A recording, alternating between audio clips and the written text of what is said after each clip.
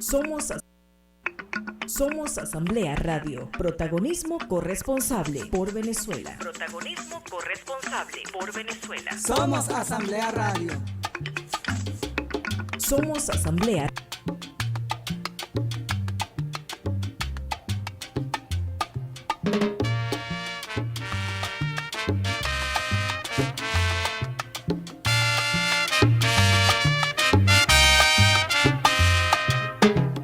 Yo sé que tú, mi amor, no podrás olvidar los besos que te di en tu boca sensual.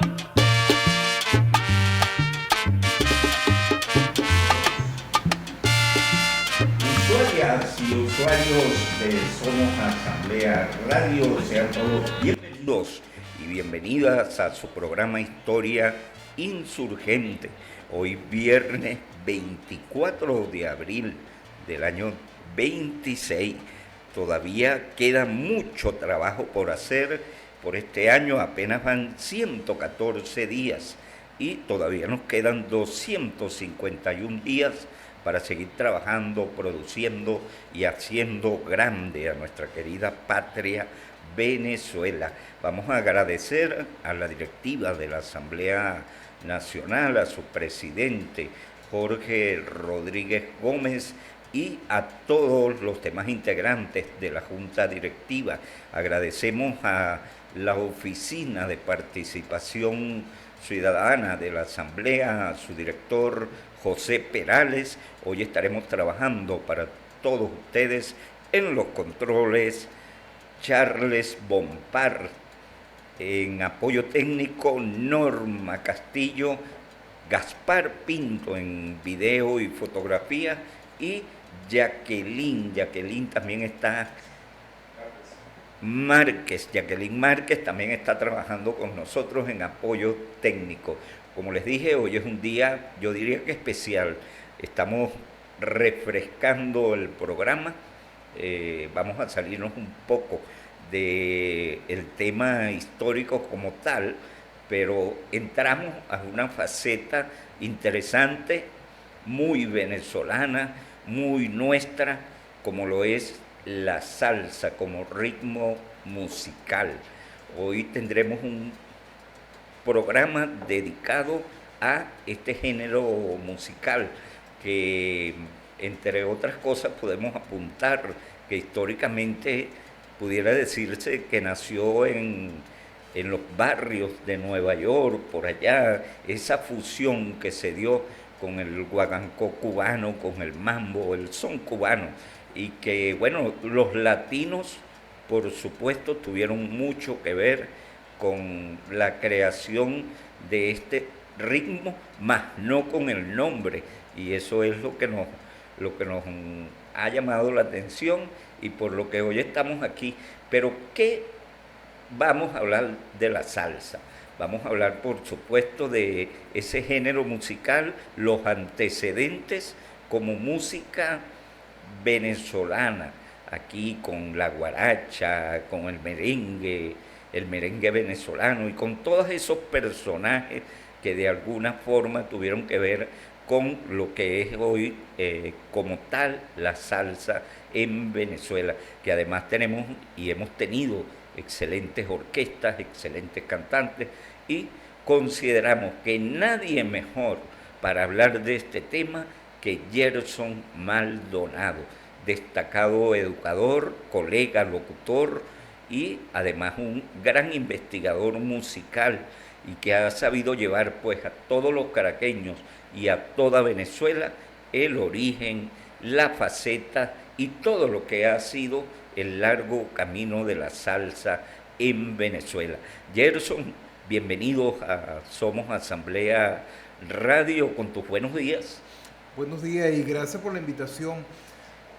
Mira, me siento complacido y el honor es para mí estar acá presente, porque además es un programa histórico y esa es una lucha que tenemos desde hace mucho tiempo, que es ese carácter histórico, cultural de la música.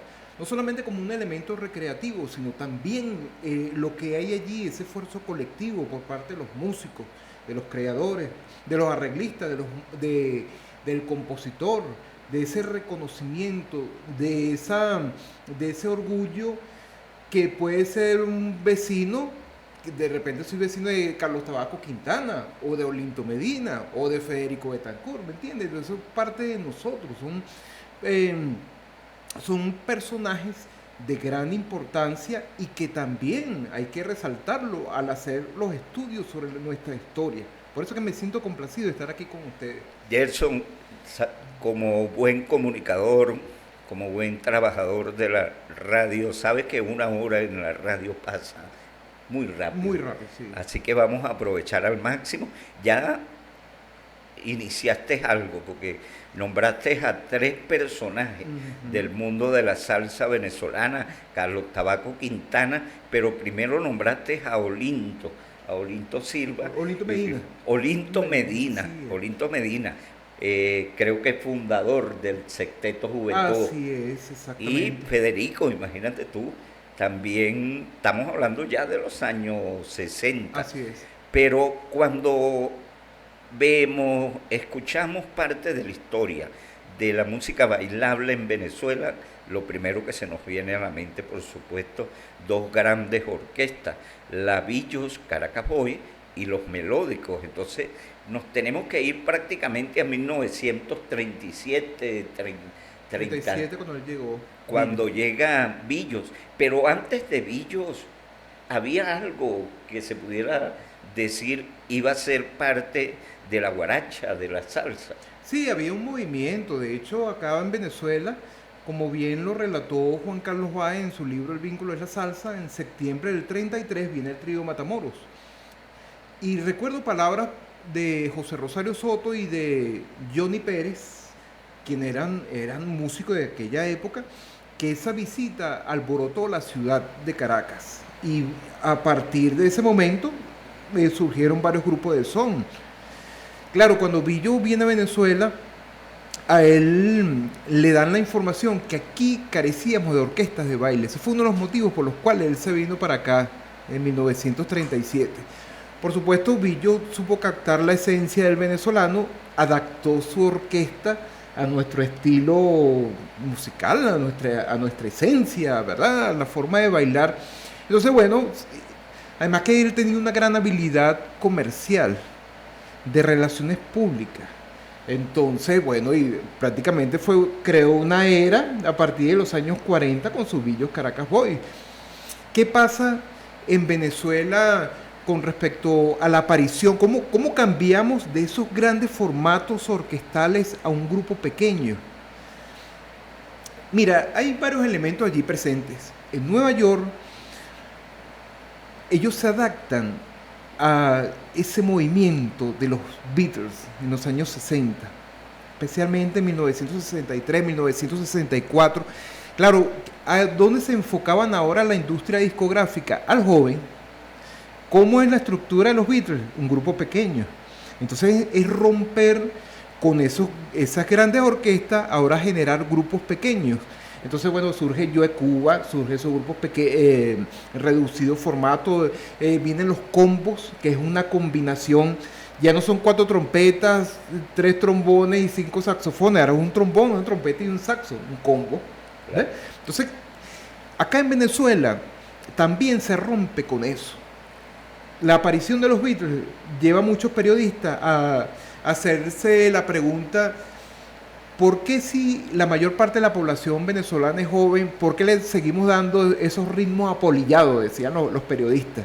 Que Julio Jaramillo, Leo Marini decían que hace falta como dirigirnos más a la juventud. Eso necesita un nombre nuevo. Ahí encaja perfectamente el programa de Fidia de Danilo Escalona en 1964. El hecho de nosotros no conocer bien nuestra historia lleva a personajes como Richie Ray y Bobby Cruz a asumir la paternidad del nombre salsa, a decir públicamente, y he visto muchos venezolanos repetirlo: no, nosotros fuimos a Caracas y le dijimos me imagino que has escuchado esa versión. Le dimos la idea a Fidia. Mentira, ellos vienen a Caracas en marzo de 1968. Ya Fidia tenía 4 años con su programa. La Hora del Sabor, La Salsa y el Bembé. Ya había 2 años que Federico había publicado Llegó la Salsa. Entonces, ¿qué sucede? Hay varios elementos allí. Viene el cuatricentenario de Caracas, que es una fecha clave. De hecho, en uno de los libros, fue en el de los 60, el anterior, hicimos un gráfico, la utilización de la palabra salsa. Por supuesto, en Cuba y en Nueva York la habían tomado como no accidentalmente, sino la palabra salsa encierra muchas cosas, ¿no? Muchos significados. Inclusive el sonero lo utiliza como un recurso, oye, para darle sabor a la música, baila con esta salsa, pero no la asumieron como para darle la denominación a este estilo musical. Entonces por eso, ya en Venezuela, a partir de 1966 y especialmente el año 67, viene el cuatricentenario de Caracas. ¿Qué música se escuchaba en los carnavales? La música caribeña. El cuatricentenario de Caracas es una especie de carnaval largo. Entonces, bueno, hacía falta un estilo musical bailable. No podíamos trabajar, o la industria discográfica no quiso asumirlo con billo y con los melódicos exclusivamente, quería asumirlo con la juventud. Estamos hablando de ese auge que estaba obteniendo la juventud en aquel momento, y entonces esos grupos pequeños como el Sexteto Juventud, como Yo de Cuba, como el Gran Combo de Puerto Rico, necesitaban como un sello, una denominación, y allí encaja perfectamente el nombre de salsa que Fidia había logrado popularizar. Ni siquiera fue una planificación de Fidia, fue el público. El público empezó a llamar a Fidia al programa: mira, Fidia, ponme una salsa del Gran Combo, ponme una salsa de Tito Puente, ponme una salsa de Tito Rodríguez. Entonces fue calando la palabra, tanto que Fidia reclama a Federico: oye, déjame la salsa a mí, porque él lo veía como el eslogan de su programa. Entonces mire todo cómo se generó. Y en Venezuela es algo que tampoco no nos hemos dado cuenta. Surge el primer movimiento bajo la denominación de salsa. El primer boom de la salsa en el mundo fue en Venezuela en la época del cuatricentenario, donde te decía, hicimos un gráfico donde había la utilización de la palabra salsa, puede ser en disco, puede ser en un tema, en medio de la letra. Entonces veíamos 2, 3 referencias al año. En el año 67 el gráfico apunta a 100 y pico de grabaciones, y el 99% de esas grabaciones proviene de Venezuela. O sea, ¿qué quiere decir eso? Una cifra que se mantuvo a lo largo de los años, que está la clave allí: año 67, año del cuatricentenario, movimiento venezolano, Sexteto Juventud, Federico y su combo latino, los dementes, los calvos, los kenyas. Entonces, ¿viste cómo se generó ese movimiento acá en nuestro país? Bueno, fíjate que en este primer segmento has hecho un esquema general de cómo llegamos a la palabra salsa, y has nombrado una gran cantidad de, vamos a decir, estrellas, no solamente de la salsa, sino de la guaracha, del son, porque el Sexteto Juventud venía más como embriagado del son, ¿verdad? Sí, bueno, de hecho ellos utilizaban un 3, claro, amplificado, pero el 3 viene de los grupos de son, conjunto de son. Es que era más sencillo. Fíjate que cuando tú empiezas el programa, nos hablas del trío Matamoros. El trío Matamoros, para todos nuestros oyentes, es un trío cubano que fue, vamos a decir, bautizado como tal, porque uno de sus fundadores se llamó Miguel Matamoros. Creo que estaba conformado por Miguel Matamoros, Ciro y Cueto. Exactamente. Y ellos iniciaron el son cubano como tal, y bueno, por supuesto que la canción ¿De dónde son los cantantes? Es uno de los temas más emblemáticos que tiene el son en América. Yo lo diría así. era muy fuerte el movimiento del son, tanto que Vicente Emilio Sojo declara en los años 50 ante la prensa: oye, tenemos una avalancha de ruidos extranjeros, especialmente guarachas, y no le damos prioridad a nuestra música tradicional venezolana. Tú, como conocedor de la música venezolana, sabes la importancia de Vicente Emilio Sojo y lo luchador que era por nuestra música, ¿no? Creo que es para esa época, cuando el maestro Sojo, de recordada tradición aquí en Venezuela, y maestro de muchos, conjuntamente con Eduardo Serrano, Uh-huh. no el actor, tenían esa preocupación. Sí. Tenían esa preocupación. Era la época que se viene la avalancha de la música bailable. Y como dijiste al comienzo, Labillos pareciera que supo catapultar esa necesidad que tenía el venezolano por bailar. Así es. Y entonces también venía como un poco de frustración por parte de Aldemaro Romero, que tenía una orquesta más avanzada que la de Billo, pero él veía que la gente prefería Billo. O como pasaba con Luis Alfonso Larraín también. Es más, Vicente Emilio Sojo, volvemos otra vez a él, le dijo una vez a Luis Alfonso: oye, lástima que tú te dediques a ese tipo de música, porque tú serías un gran músico. O sea, a la música académica, que una música más seria, según palabras del maestro. Que es más, él creó ese divorcio entre el músico académico y el músico popular. De hecho, él le decía a los pellejeros, a los que se dedicaban a la música popular, que actualmente tú no ves ese divorcio, y por eso esa cantera de muchachos increíble que vienen del sistema de orquesta, pero también, así como ejecutan música académica, pueden hacerlo con la música popular. Tocaste otro personaje súper importante para la música en Venezuela, Luis Alfonso Larraín. ¿Qué nos puedes decir de ese emblemático personaje? Oye, hay muchas cosas que decir de Luis Alfonso Larraín. Lástima que mucha gente en la actualidad no lo conozca. Ese mismo problema que tenemos en Venezuela con nuestra memoria histórica. No es fácil ubicar esas grabaciones de Luis Alfonso Larraín. Por eso mucha gente no lo conoce. Claro, en los últimos años, las últimas décadas, por ejemplo, gracias a Alberto Naranjo, quien le hace un homenaje con la Nuevo Mundo Jazz Band, entonces mucha gente conoció a Luis Alfonso, pero es un personaje clave también, no solamente como sindicalista, defendiendo los derechos como compositor, sino lo que representaba su orquesta de baile.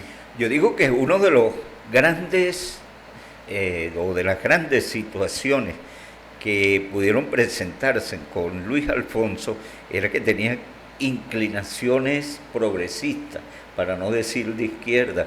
A Luis Alfonso se le ligó al Partido Comunista de Venezuela, pero hay algo importante para nosotros los que de alguna forma trabajamos en la radio, y es que Luis Alfonso es como pionero también de la radio en Venezuela, porque él participaba activamente en los programas en vivo, y era la orquesta de Luis Alfonso la que hacía posible esos programas en vivo en los inicios de la radio en Venezuela. Así es, ciertamente, claro, era la característica de aquel momento que las radios se permitían la participación de orquestas. Es que estamos en una época, puede ser por la tecnología. Claro, se ha avanzado, se ha porque avanzado. Luis Alfonso, y hay otro personaje dentro de la radio, no nos estamos desviando del tema, llamado Víctor Saume, que también dio cabida con aquel famoso programa, el show de las 12, Así es. que es como el antecesor del show de Reni. Dio cabida a muchos artistas, a muchos intérpretes y a orquestas también. Tú sabes que ahorita cuando me hablabas de orquesta y hablamos del tamaño de las emisoras de radio, yo creo que es una tendencia natural. Por ejemplo, algo que yo me pregunto mucho: ¿por qué en los años 40, años 50 eran grandes orquestas y eso a través del tiempo se ha simplificado? Será una tendencia natural en la reducción de costos. O sea, tú te pones a ver, mientras más pasa el tiempo, pasan las décadas, las estructuras se van reduciendo. ¿Cómo es posible que en los años 40, 50 tú prendías la radio y la orquesta de moda o la música de moda eran orquestas, era Big Band? Ahora, la música actual, mientras menos instrumentos, mejor, para ellos, ¿no? A lo mejor hasta con una computadora nada más es la única base musical que va a tener. Gerson, volviendo a la salsa. Es cierto. 1964 nos hablaste del gran Fidias Escalona. Ajá. ¿Qué orquestas podemos rescatar para esa época? ¿Quiénes eran los personajes que estaban al frente de esas orquestas y los cantantes? 64. Claro, ahí estaba ocurriendo la transición de las grandes orquestas a los pequeños combos. Me dice Venezuela. Venezuela 64 estaba incipiente el Sexteto Juventud como conjunto rítmico Juventud. Federico, su combo latino, no había surgido, pero se llamaba estaba el combo latino, donde Roberto Montserrat, Carlín Rodríguez, estaba Culebra Iriarte, tenía ese pequeño combo, pero Federico tenía mucha habilidad para vender. Eso también influye. Entonces él pone la condición, oye, yo los puedo ayudar, yo quisiera trabajar con ustedes, pero tiene que llamarse Federico y su combo latino, por ejemplo. Claro. Entonces, está en esos primeros años Los Dementes. Ray Pérez, 64, estaba en Maracaibo estudiando música, y allí había creado un Ramón Pérez y su combo, que luego se llamó Ray Pérez y su charanga, que él decía que ya no le permitían la utilización de la palabra Los Dementes, la expresión Los Dementes, porque los músicos no son locos. Viene a Caracas a raíz del auge de la salsa en el año 67 y forma Los Dementes. Entonces ese gran movimiento que se genera en aquel momento. Es importante, ya que tocas Maracaibo, que no solamente el ritmo de la salsa o el ritmo bailable se da en Caracas. Caracas porque, claro, la capital, pero en el interior del país, estados como Falcón, como el Zulia, que mantenían una actividad petrolera súper increíble y donde se habían creado grandes clubes, y que a esos trabajadores había que darle como que alegría y goce. Nacieron grandes orquestas también. En el caso de Maracaibo podemos nombrar Los Blancos, podemos hablar del Supercombo Los Tropicales. En el caso de Falcón, el Daza Guararé, que también fue una orquesta muy famosa allá. Y en fin, no solamente Caracas, pero regresando a Caracas, Los Dementes en el año 67, Ajá. es como el boom de la salsa. ¿Cómo llegan los satélites? ¿Cómo llega Oscar de León? ¿Cómo llega la dimensión latina? Los satélites de Maracaibo, hablando de Maracaibo.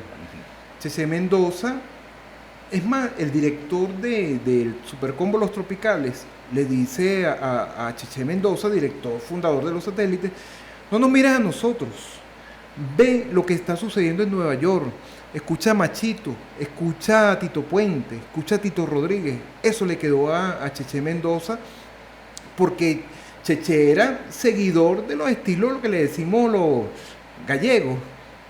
Por eso él, cuando viene a Caracas, él viene con una banda, graba hasta un disco con esos estilos, porros, cumbias, pero aquí conoce a César Monge, conoce a César Fuentes. Él quería, el primero contacta a César Fuentes gracias a Cheo Palmar, el compositor de Pensando en Ti, por cierto. Entonces él es quien le recomienda que trabajara más con la salsa también. Contrata a César Fuentes, un trompetista, y él quería introducir un saxo, porque la referencia también de él era Los Blancos de Maracaibo. Entonces el César Fuentes le dice, no, contrata a este trombonista, y es cuando llevan a la banda a César Monge. César Monge estaba estrenándose como arreglista, estaba como en su plena maduración como músico. Entonces, por accidente, viene un empresario, sí, de Nueva York, del representante del sello Discolando, que trabaja muy estrechamente con Disco Moda. Estamos hablando ya entrando a los años 70. Le dice, el apellido Blue, recuerdo, Le decía, oye, pero es que a Roldán, el dueño de Discomoda, tú siempre me das los mismos artistas, me pones que Billo, los melódicos, no tienes otra cosa. Cheche Mendoza había grabado un 45, pero no le daban proyección en Discomoda. Entonces, Roldán, para salir como del compromiso, le dice, sí, me le quitan a estos muchachos, porque él se la pasaba metido en el sello para que lo apoyaran. Se llevan la grabación al tipo, escucha la grabación de Los Satélites y le digo, no, maravilloso, esto es lo mejor que hay aquí. Y se llevó la grabación y pegan en Nueva York, algo que no había sucedido acá, Pensando en Ti con Los Satélites. Fue tan fuerte lo que sucedió en Nueva York que ellos se presentan hasta en el Madison Square Garden. Pensando en Ti, Pensando tema en Ti. que después grabara Oscar de León. Exacto. Es más, cuando ¿Quién cantó con Los Satélites? Oye, Nano Ladera, Nano Ladera, el pianista, vamos a ubicarlo por aquí, creo que es Narvel Monte, Los Satélites. El hecho es que esta grabación, para no perderla, que oye, hay tantas cosas, me disculpe, es que es la misma característica de aquella época, que no colocaban los créditos de los músicos. Estaba como cantante Narvel Monte, Mauricio Conde, perdón, es el cantante de Pensando en Ti. Entonces, miren lo que sucedió con ese tema. Fue tanta la proyección, no solamente en Nueva York, sino en muchas áreas del Caribe, que pega Pensando en Ti, que ya formada la dimensión latina, estamos hablando del principio del 72, ellos salen en una gira por el Caribe y se sorprende cuando escuchan Pensando en Ti pegado en Santo Domingo. Monge había participado en esa grabación y según me comentaba el propio el compositor del tema, Cheo Palmar, Monge no quería grabar ese tema. Y entonces mira cómo son las cosas. Después pegó de tal manera que ellos se lo traen para grabarlo aquí en Venezuela con la dimensión latina y son los que la proyectan acá.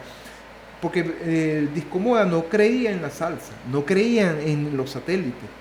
Y por eso esa agrupación no fue más conocida en nuestro país, siendo todo un fenómeno en Nueva York, por ejemplo, en Puerto Rico, en Santo Domingo. O sea, el primer tema de proyección internacional fue Pensando en Ti con Los Satélites. Usuarias y usuarios de Somos Asamblea Radio, estamos en tu programa Historia Insurgente. Hoy, bueno, hablando del origen de la palabra salsa, ya en un primer segmento con nuestro querido colega educador Gerson Maldonado. Vamos a identificar y regresamos en el próximo segmento, los dejamos con Los Satélites, Pensando en Ti.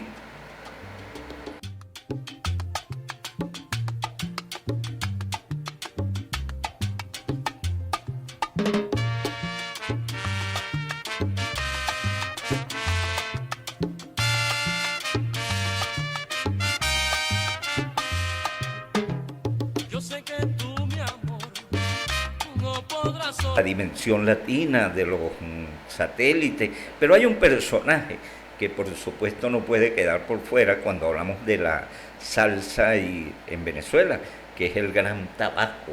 ¿Qué nos puedes hablar acerca de Tabaco?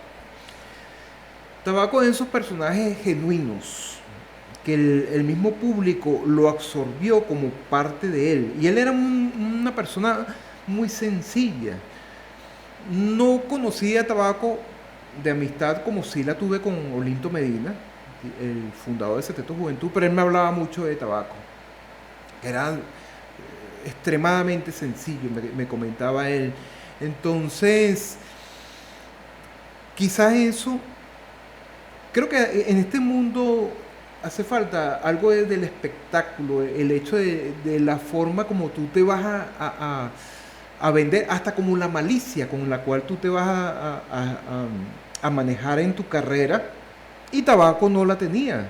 O sea, por eso él encaja tan perfectamente lo que es el movimiento de la salsa, que la gente absorbió su música, La Cárcel, Mi Calvario, un gran creador. Carlos Tabaco Quintana tenía sus limitaciones eso pudiera ser falta de formación académica, pudiera decirse que a veces en las letras había que corregirle ciertas cosas, me comentaba Olinto Medina, pero el mismo pueblo lo absorbió como ícono de la salsa, de la cual él nunca se preocupó en serlo. O sea, por eso De te digo que hecho, es hay genuino. un tema que se escucha mucho, el personaje, el habitante de La Guaira, cuando quiere promocionar la música allá en nuestro querido estado La Guaira, coloca para La Guaira me voy. Así es.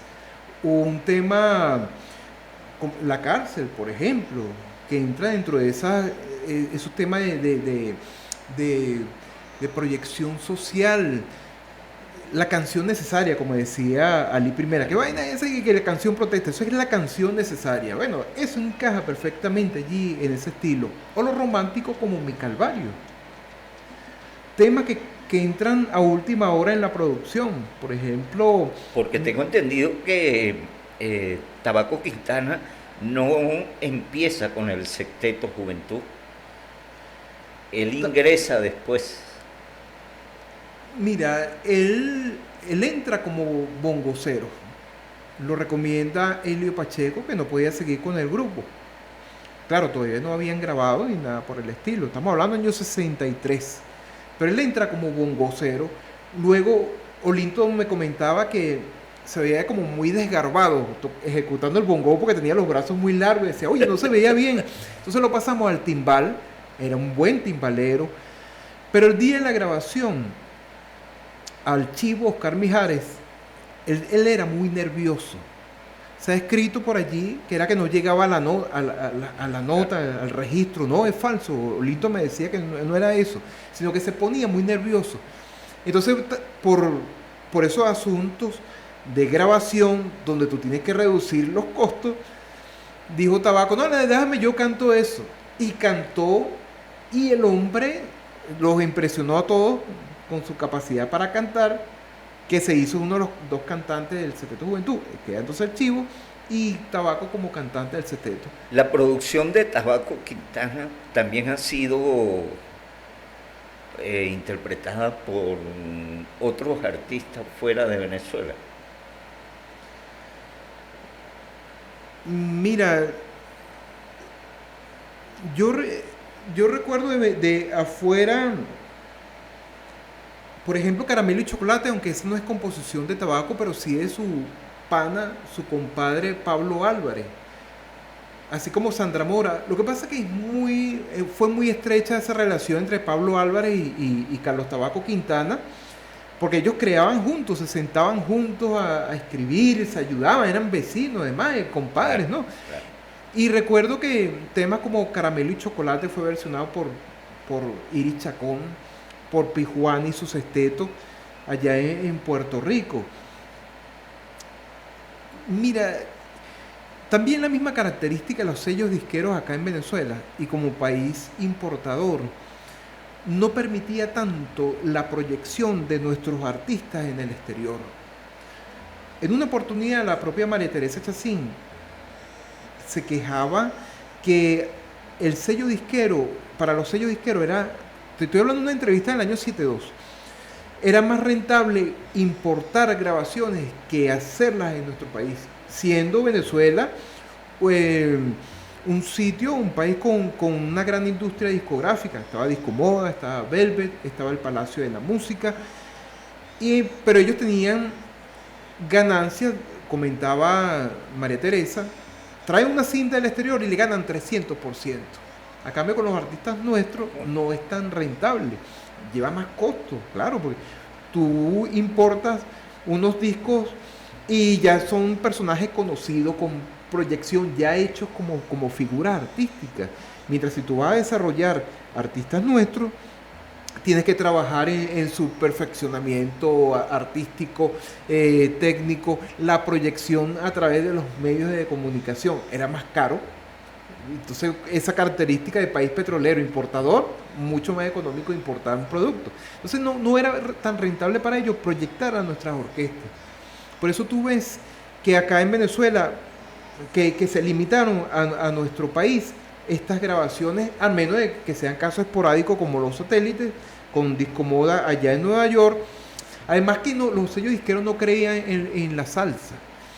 Tú comparas la calidad de las grabaciones, estoy hablando de la parte técnica, la calidad de las grabaciones de salsa con respecto a otros estilos, tú puedes observar la diferencia técnica en lo que había, hasta la carátula.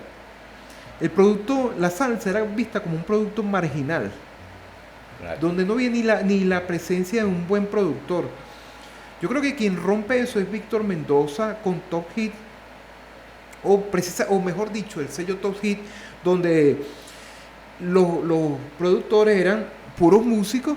Entonces a lo mejor a ellos les dolía lo que sucedía con el movimiento venezolano. ¿Quiénes eran los productores? Víctor Mendoza, estaba Edgar Alexander, que venía de los Impala, estaba Rudy Márquez, quien venía de los Impala también. Entonces ellos se preocuparon en la proyección y desarrollo de los artistas venezolanos. ¿Quiénes salen de allí de ese sello?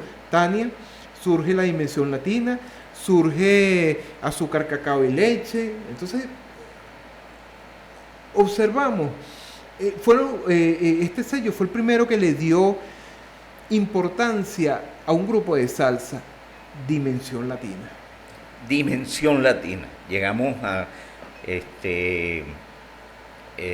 la historia de uno de los grupos más emblemáticos, diría yo, de la salsa en Venezuela. De este fenómeno, ¿qué podemos rescatar? No, es un fenómeno, la Dimensión Latina, definitivamente. Además que su sonido no se parecía a otro. A pesar que ellos podían tener influencia de Mon Rivera, de Willy Colón, pero también tenían de Billo, el propio Monje, quien era el genio. Claro, allí también se conjugan varios factores. Es la unión de todos, ¿verdad? El aporte que cada uno hace en su instrumento. Pero había un cerebro allí, o dos cerebros, que era César Monje y Oscar de León, dos genios allí. Yo creo que a veces también eso era lo que ocurría. Podían chocar en oportunidades. Entonces, bueno, Monje buscaba, él mismo lo comenta, Dimensión Latina es como una sonora matancera con trombones, pero también con la influencia de Willy Colón, allá en Nueva York, del otro trombón, Mon Rivera, pero también de los Blancos de Maracaibo. Ese campaneo que tiene Joséito Rodríguez viene de los Blancos de Maracaibo. Exactamente.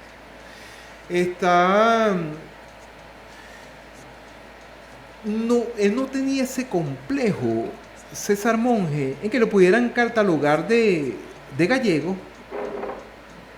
No le hacía caso a eso, que muchas orquestas sí se cuidaban en ese sentido o querían diferenciarse.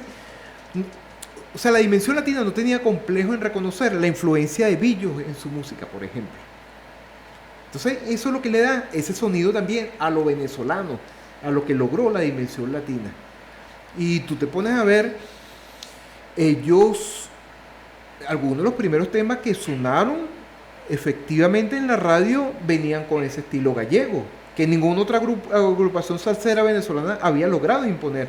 Claro, es un sonido bien logrado porque es con la entrada de Vladimir Lozano.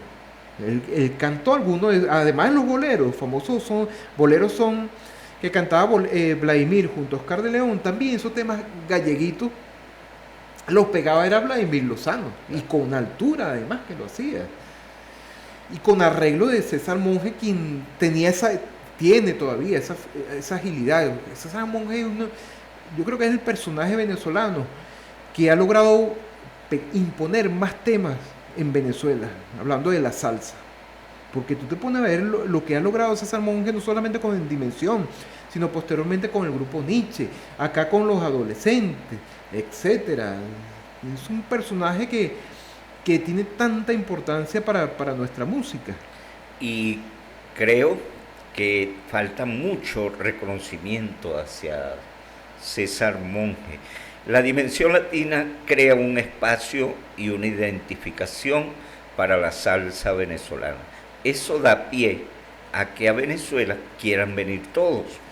Es cuando se da la llegada bueno, ya había venido el Gran Combo, pero la Fania, háblanos de la Fania en Venezuela. Una vez conversando con Víctor Mendoza, nos comentaba que, te lo digo como lo expresó él, la Fania se dio colita con nosotros. Mire, eso fue una entrevista hace unos 20 años. A mí me pareció eso, oye, la Fania, pero sí, más bien yo tenía entendido que la Dimensión Latina había aprovechado la proyección de la Fania. Entonces, revisando, por eso que es importante la precisión cronológica.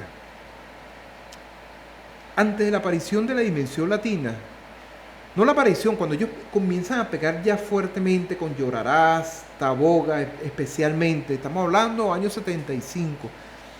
En la radio no era, si uno seguía por las listas de popularidad, los artistas de Fania no sonaban en Venezuela.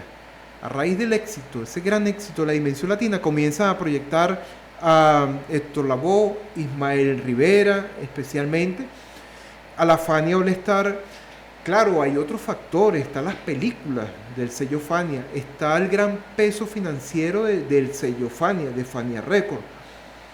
Recordemos que la Fania crea hasta una gira mundial para su orquesta y lo promocionaba especialmente a través de sus películas. Ya se había presentado el año anterior en el Nuevo Circo de Caracas, estamos hablando mediados del 74, la Fania All Star.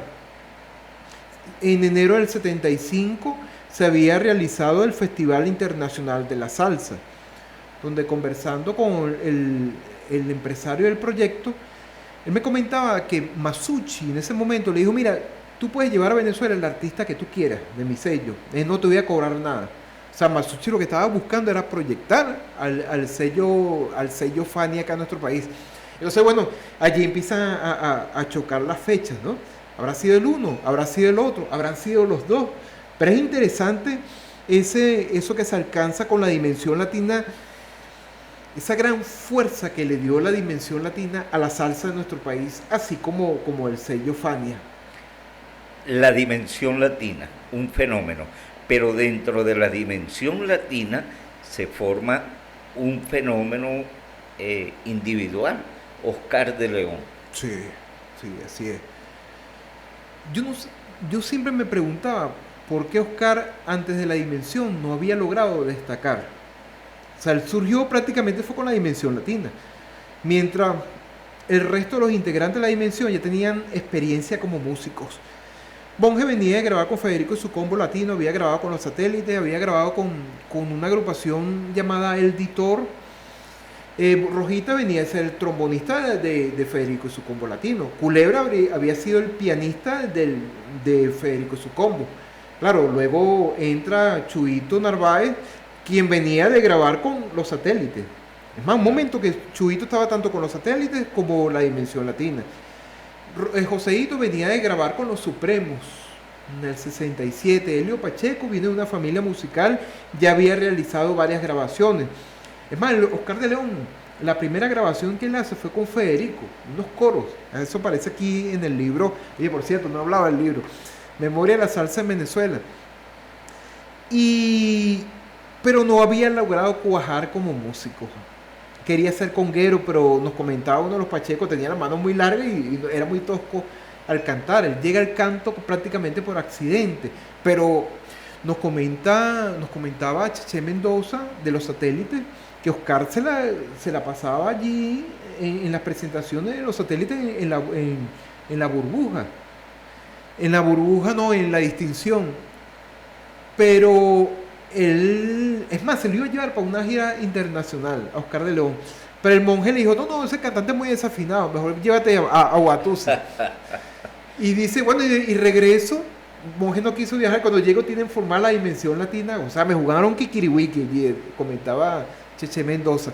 Pero eso también fue clave en el éxito de la Dimensión. Un genio como Oscar de León. Quizás, tú sabes que Oscar ni siquiera sale naturalmente. Oscar fue expulsado de la Dimensión Latina. Había algunos roces personales por cuestiones financieras y eso obliga a desprenderse de Oscar de León. Yo creo que ellos no lograron precisar la grandeza de Oscar de León, que era o sea, no se imaginaba que ese personaje que está saliendo de la dimensión, que lo estamos sacando, se iba a convertir en una de las principales figuras de la salsa en el mundo. Y yo creo que fue clave también el magnetismo del personaje de Oscar de León, su gran calidad como cantante en la proyección de la dimensión latina. No, y todo un espectáculo en el escenario, porque no solamente la voz, el baile, los gestos. Sí, ejecutar el bajo y bailando al mismo tiempo, mientras cantaba. Esa voz tan afinada, ese empalme que hace con Vladimir Lozano,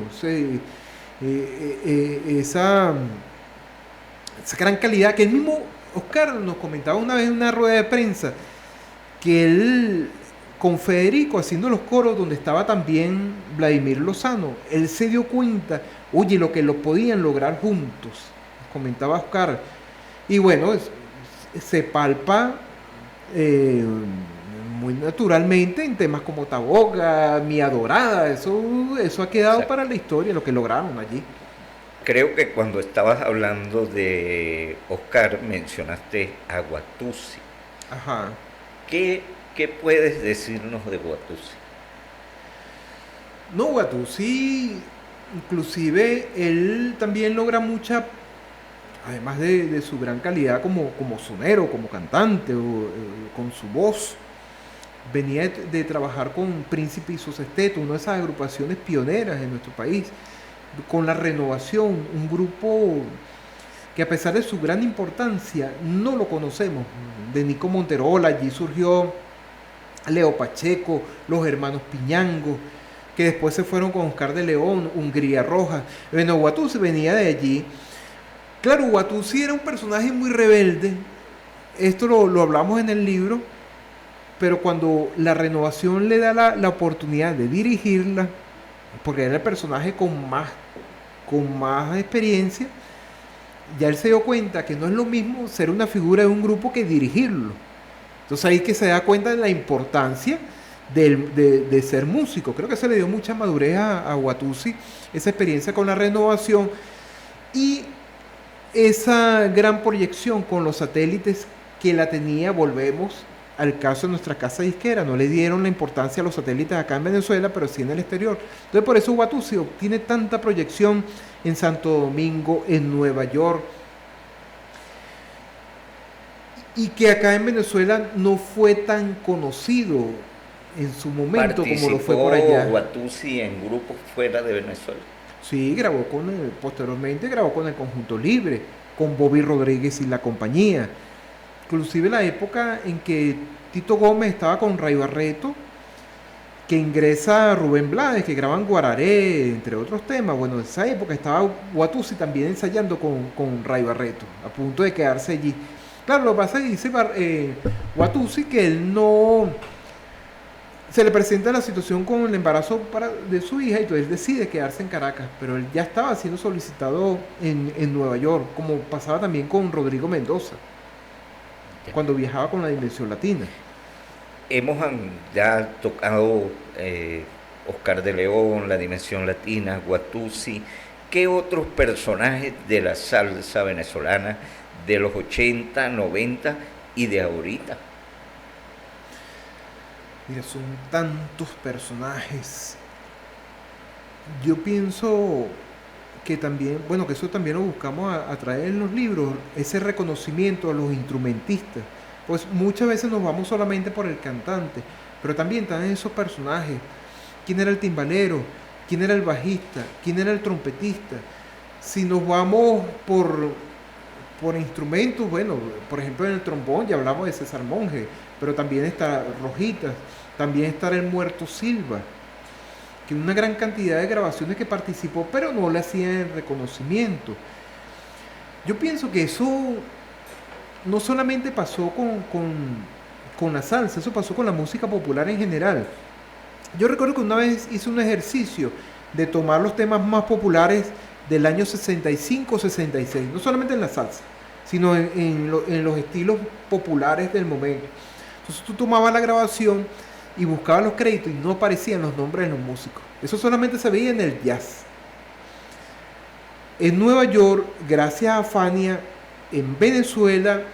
Es más, Rojita me comentaba que Andy Montañez, estamos hablando del 76, le daba las gracias porque gracias a la Dimensión Latina le permitió su proyección profesional, su reconocimiento como cantante, porque él decía que no, en la grabación del Gran Combo no aparecía el nombre de él, ni de los músicos. Entonces, dice que gracias a la Dimensión Latina se logró esa proyección.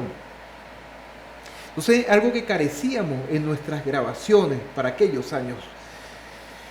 Gracias a Fania, gracias a la Dimensión Latina, ya en los 70 comienza ese reconocimiento y comenzamos a familiarizarnos con muchos de esos nombres. Que compramos una producción y todo, bueno, leíamos la contracarátula, claro, los nombres de los músicos, ¿verdad?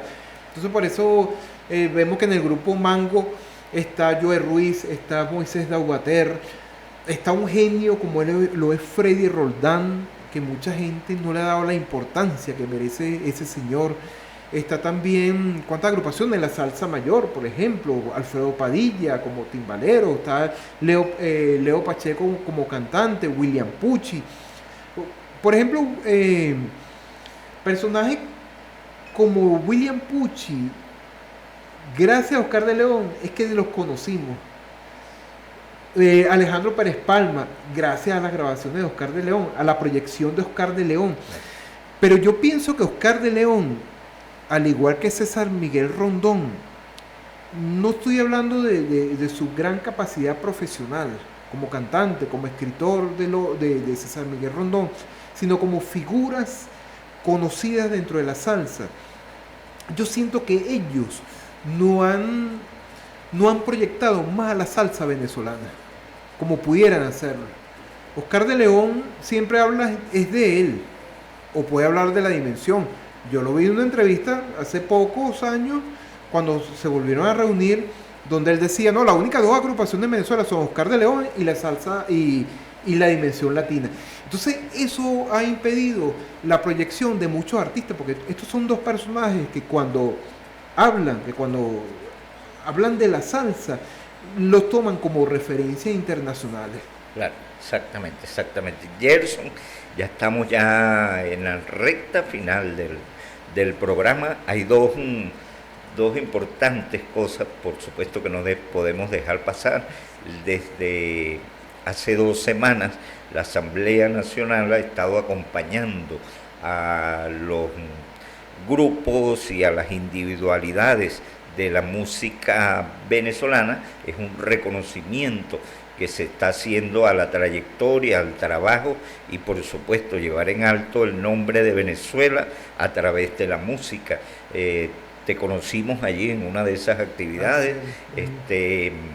El lunes pasado estuvimos prácticamente con lo del folclore y también estuvo Rojita, por cierto, y es una actividad fundamental porque la Asamblea Nacional está acompañando a este grupo de artistas para llevar a cabo un logro, y es la ley de protección a los artistas, compositores, orquestas de aquí de Venezuela.